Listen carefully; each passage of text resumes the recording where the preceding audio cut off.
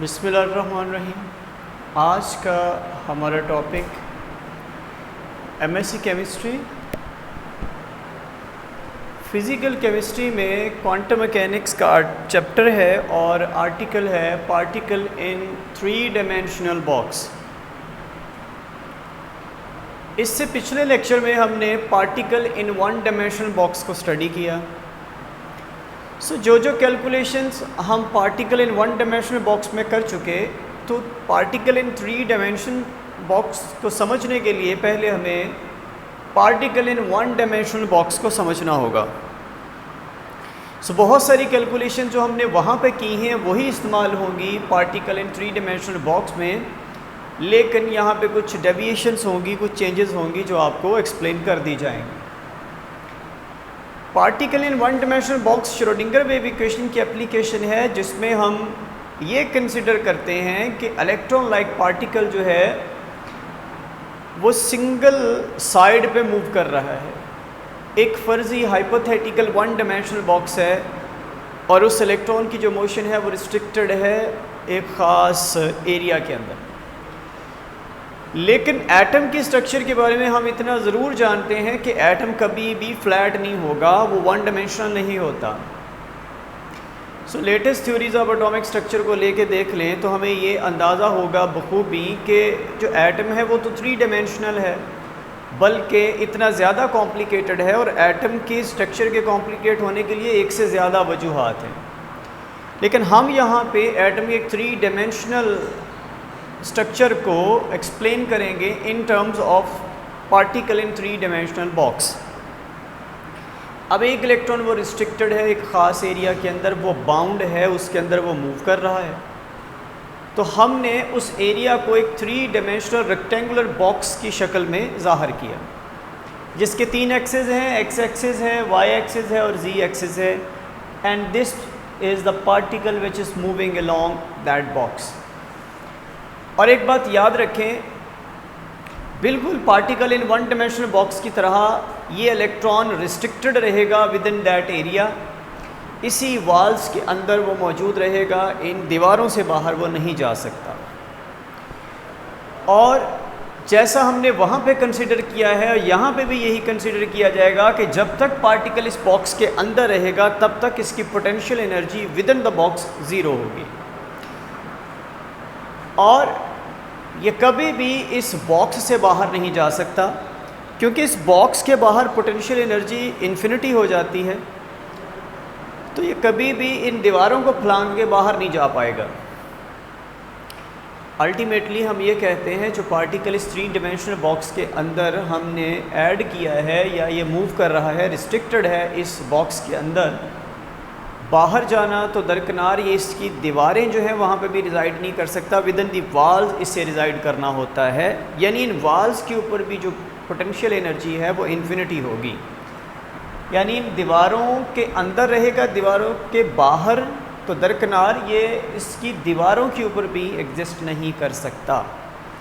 X axis पे जो length है वो ए है, वाई एक्सिस पे बी है और जी एक्सिस पे सी इस बॉक्स की लेंथ होगी।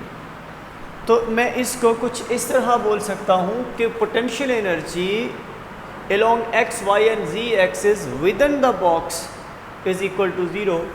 ये जो मैंने 0 लिखा ये विद इन द बॉक्स है,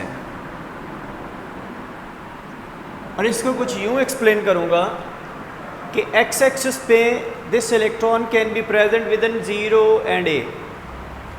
यानी अगर मैं इसको 0 कंसिडर करूँ, ये मैक्सिमम डिस्टेंस a है, इसके दरमियान वो एग्जिस्ट करेगा।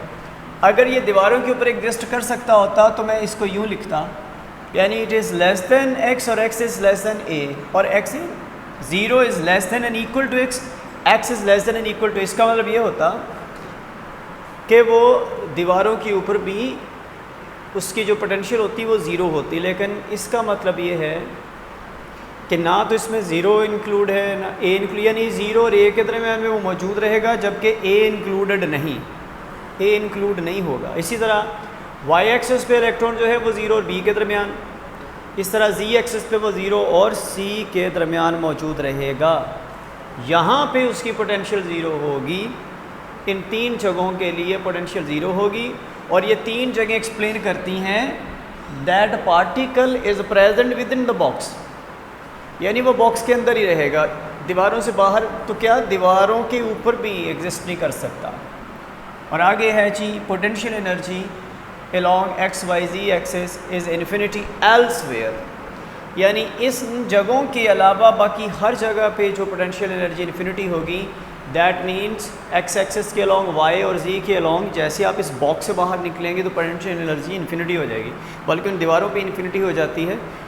तो इस एरिया के अलावा जो कि बॉक्स के अंदर के एरिया को मेंशन कर रहा है, बाकी हर जगह पे जो पोटेंशियल है वो इन्फिनिटी है, यानी बाहर एग्जिस्ट नहीं कर सकता वो इलेक्ट्रॉन। अब हम श्रोडिंगर वेव इक्वेशन को लिखेंगे 3 डायमेंशनल केस में। 1 डायमेंशनल बॉक्स में हमने सिर्फ यहाँ पे x का हवाला दिया था, curly square psi over curly x square plus this factor is equal to 0। But यहाँ पे 3 डायमेंशंस हैं, तो आप श्रोडिंगर की ये वेव इक्वेशन है 3 डायमेंशनल कोऑर्डिनेट्स के लिए। सो हमने ये इक्वेशन पुट कर दी और ये हमने प्रूव की है श्रोडिंगर वेव इक्वेशन। जब हम time independent Schrodinger wave equation prove कर रहे थे तो हमने ये इक्वेशन प्रूव की वहाँ पे। अब अगर इनमें से साई को कॉमन ले रहे हैं तो ये वाला फैक्टर अलग हो जाएगा, और ये सारा क्या है लैप्लेसियन ऑपरेटर है डेल्टा स्क्वायर। तो ऑपरेटर के आर्टिकल में हमने ये भी स्टडी किया कि दिस इज़ लैप्लेसियन ऑपरेटर। तो delta square psi plus 8 pi square m over h square E psi is equal to 0। और ये जो इक्वेशन है ये सेकंड ऑर्डर डिफरेंशियल इक्वेशन है। This is a second order differential equation. अब जो इस इलेक्ट्रॉन का जो पूरा वेव फंक्शन होगा जो इस बॉक्स के अंदर है वो 3 एक्सेस पर डिपेंड कर रहा है। ये एक्स एक्सेस पे भी होगा, वाई पे भी होगा, जी पे भी होगा। It means that wave function of that particle within x y and z coordinate it is equal to the product of 3 wave functions, यानी wave function on x axis, wave function on y axis and wave function on z axis. मैं यूँ लिख देता हूँ psi as a product x y z. X is the value of wave function along x-axis, y is the value of wave function on y-axis, z is the value of wave function at z-axis। तो जब हम partial differentiation करते हैं, mathematics के student जानते होंगे, तो bio students के लिए ये बात याद रखें, एक ख़ास किस्म की हम डेरिवेशन करते हैं जिसको पार्शियल डिफरेंशिएशन कहा जाता है। पार्शियल डिफरेंशिएशन में हम एक कांस्टेंट को चूज़ कर लेते हैं। अगर कोई वैल्यू एक से ज़्यादा कांस्टेंट पे डिपेंड, एक से ज़्यादा वेरिएबल्स पे डिपेंड कर रही हो, तो हम एक वेरिएबल को चूज़ कर लेते हैं, बाकी तमाम वेरिएबल को कांस्टेंट रख के हम उसको डेरिवेटाइज करते हैं। सो ये जो वेव फंक्शन है 3 चीज़ों पे डिपेंड कर रहे हैं, एक्स पे, वाई पे, जी पे। मान लें हम पहले केस में सिर्फ एक्स पे रिलाई करते हुए वाई और जी को कांस्टेंट कर लेते हैं। आप इस इक्वेशन का डेरिवेटिव लेंगे by considering x while y and z are taken constant, तो ये कांस्टेंट चीज़ें बाहर आ जाती हैं डेरिवेटिव से। जैसे इस साई का लेंगे तो curly square psi over curly x square, this is the second derivative, second order differential of psi with respect to x। हम x के हिसाब से इसका डबल डेरिवेटिव ले रहे हैं। y z तो पहले बाहर आ जाएगा, बाकी बचेगा x का ये 2 दफ़ा, यानी सेकंड ऑर्डर डिफरेंशियल जो है ये आ गया D square x over d x square. याद रखें इस x में और इस x में फ़र्क है। कैपिटल X का मतलब है value of wave function on x axis, जबकि this x shows the proper x axis. ये x एक्सिस के लिए है और ये x एक्सिस पे इसकी वैल्यू है वेव फंक्शन की कैपिटल X।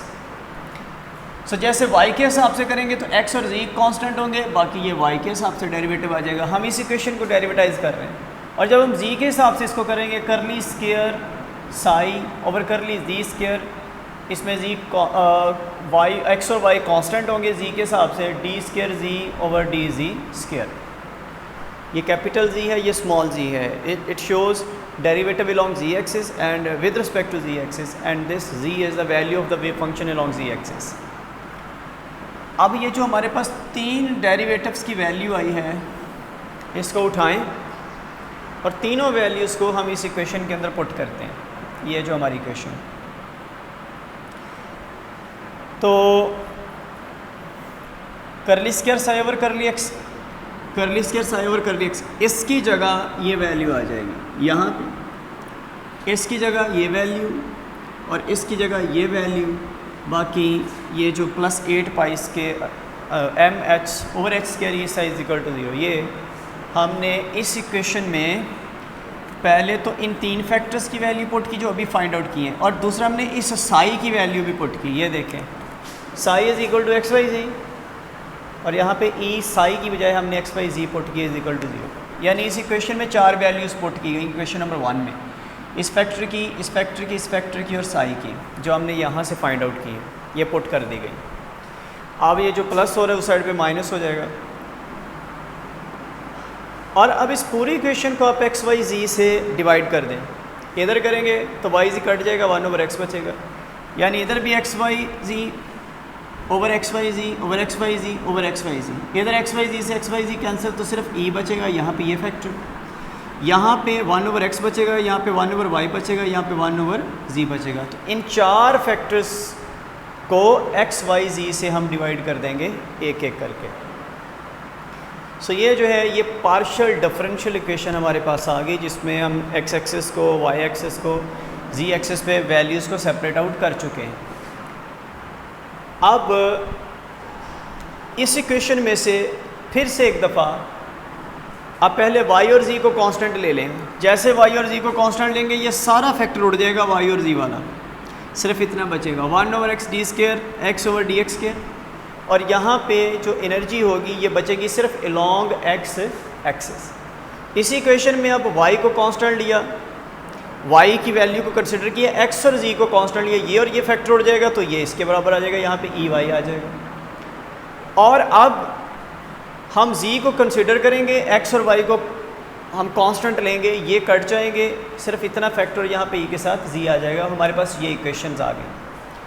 अब इनको अगर रीअरेंज करें, इस x को उधर ले जाएं, ये माइनस इस साइड पे प्लस हो जाएगा, यानी d square x over d x square, x उधर चला गया, ये माइनस इधर के +8 pi square m over h square E x, और ये वाला x उधर चला गया, मल्टीप्लाई हो गया इज इक्वल टू 0। इसी तरह y के साथ, इसी तरह z के साथ। इन 3 इक्वेशन से ये बात साबित होती है, अगर आप 3 डायमेंशनल देखें, 3 डायमेंशन के साथ ये पूरा फैक्टर हो तो ये टोटल एनर्जी को मेंशन करता है, लेकिन ये जो तमाम चीज़ें हैं, this is the energy along x axis, this is energy along y axis, this is energy along z axis, तो हम कह सकते हैं total energy of the particle that is confined within 3-dimensional box is equal to the sum of energy along x-axis plus energy along y-axis and energy along z-axis। तो यहाँ तक हमारा आज का जो पार्टिकल 3-dimensional बॉक्स यहाँ तक होगा।